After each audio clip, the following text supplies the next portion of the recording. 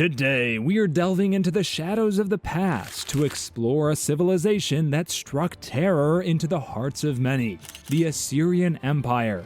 Now, when we think of the ancient world, images of grandeur, wealth, and empires may come to mind. But the Assyrians added a sinister twist to the narrative with their ruthless and horrific approach to justice. So grab a seat and buckle up as we journey into the dark corridors of punishment in the Assyrian Empire. The bloody fist of justice and the dreadful leadership. In the vast expanse of Mesopotamia, the Assyrians weren't just known for their military might and grandeur. They were also notorious for their brutal methods of maintaining order. Imagine a society where the line between punishment and cruelty blurred into a terrifying reality. In the Assyrian Empire, justice had a face that wore a stern expression, and more often than not, a face that struck fear into the hearts of the accused. The Assyrians didn't exactly convene grand assemblies or religious courts to pass judgment. No, in the Assyrian Empire, the will of the king was the law. Picture this, a ruler with absolute power, whose words could decree life or death. When it came to justice, the king's word was swift, and his punishment was unyielding, no matter how brutal. And if you're looking for a poster child for Assyrian justice, look no further than Ashur-nasir-pal II. This formidable ruler left an indelible mark on history with his ruthless campaigns and unyielding approach to governance. His inscriptions proudly detailed the punitive measures taken against rebellious subjects, leaving no room for doubt about the consequences of defiance. The Assyrian army, dubbed as the hosts of the god Ashur, was a formidable force made up of charioteers, foot soldiers, archers, and sophisticated siege weaponry. Massacres, looting, rape, executions, and slavery were all part of their victories. Their ominous reputation has been aided by monuments and inscriptions from the era that show the Assyrians administering and commemorating extraordinarily terrible penalties. Horrific punishments, psychological warfare, and brutal executions. Now, because of this, the psychological warfare that the Assyrians mastered was on another level. It wasn't just about physical punishments, it was about instilling a deep-seated fear that reached into the minds of every subject. The threat of exile, where one would be stripped of their identity and banished into the wilderness, was a constant reminder that stepping out of line could mean losing not just your place in society, but your very existence. Speaking of punishment, let's dive into the ghastly world of executions. The Assyrians were masters of making a spectacle out of their punishments, ensuring that fear permeated every corner of their empire. Heads rolled, quite literally, as beheading was a popular method of execution.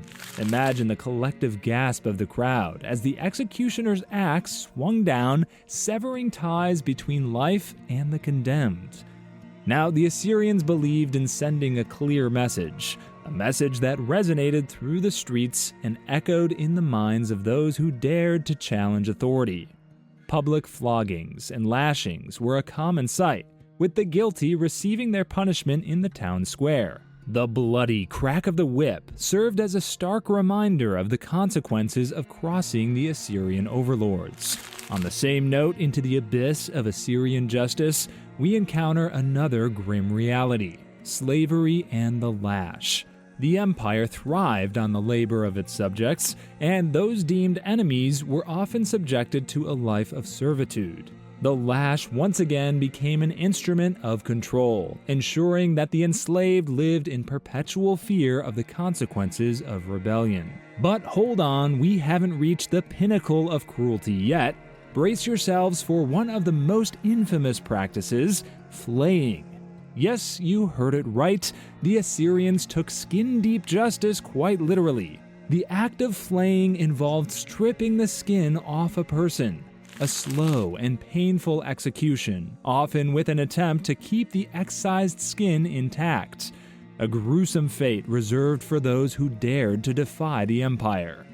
The flaying process starts at various points on the body, such as the lower legs, thighs, or buttocks. The severity of this practice varied, with some cases involving the removal of a significant portion of the skin while the person is still alive, while some individuals were flayed after death, serving purposes ranging from an eternal life, humiliating the corpse of a prominent enemy or criminal, to fulfilling religious beliefs, such as denying an afterlife. The Rassam cylinder in the British Museum further illuminates the barbarity, stating their corpses hung on stakes. They took off their skins and covered the city wall with them. And as if this wasn't enough, other causes of death resulting from flaying were as brutal as the act itself. Dermatologist Ernst G. Jung notes that death may occur due to shock, critical loss of blood or other body fluids, hypothermia, or infections. The estimated time of death after flaying can range from a few hours up to a few days, basically meaning that you could sit there withering in pain like a wounded animal, waiting for a slow and painful death. Oh boy. Yet if you thought flaying was the epitome of brutality, think again. The Assyrians had another card up their sleeve: disembowelment. Imagine the horror as the executioner's blade sliced through the abdomen, leaving the condemned to witness their own entrails spill out. A chilling reminder that disobedience came at a gut-wrenching cost. Moreover, another common form of punishment was impalement, where spikes were driven through the chest of conquered foes, and their impaled bodies were left as a warning. Mutilation, including castration, decapitation, flaying, and burning, were also employed. Assyrian inscriptions detailed the brutal punishments inflicted on enemies, often using them as symbols of complete dominance. The shadows of surveillance. But it wasn't just the swift and brutal executions that defined the Assyrian justice system. The empire had an intricate network of spies and informants, casting an ever-present shadow of surveillance over its subjects. Imagine living in a society where whispers could lead to your downfall, and every gesture was scrutinized for signs of dissent. In the Assyrian Empire, loyalty wasn't just expected, it was demanded. Now, let's talk about a tangible symbol of the Assyrian approach to punishment: the Black Obelisk.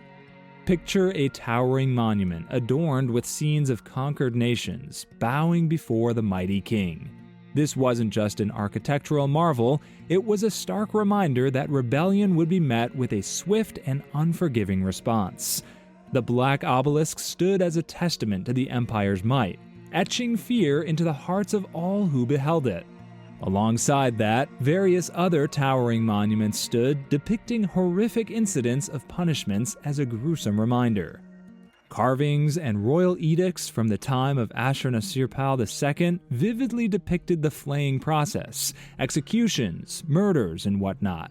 The royal edicts boast of the fate imposed upon rebels and captured leaders, with descriptions of flayed skins adorning pillars and city walls.